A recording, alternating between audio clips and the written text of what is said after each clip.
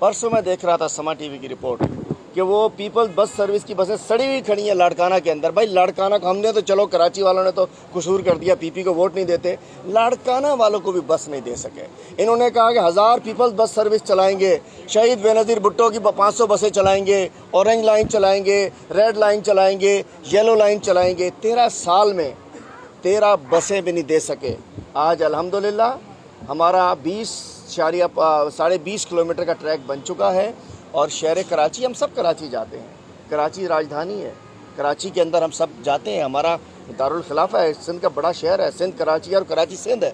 आज अल्हम्दुलिल्लाह वहाँ जाएंगे तो आपको एक एयर कंडीशन बस में सफ़र करने का मिलेगा। इससे पहले तो बाबा आदम की ज़माने की बसों में सफ़र कर रहे थे, तो इंशाअल्लाह ये सारे प्रोजेक्ट्स हमारे हैं। और उसके अलावा प्राइम मिनिस्टर साहब इंशाअल्लाह पीर के दिन आ रहे हैं, रोक सको तो रोक लो। इंशाअल्लाह केसीआर का इफ्तिताह हो रहा है कराची में। इंशाअल्लाह जो सर्कुलर रेलवे है उसका इफ्तिताह हो रहा है। उससे इंशाअल्लाह 1 महीने बाद फ्रेट टर्मिनल का इफ्तिताह हो रहा है कराची में।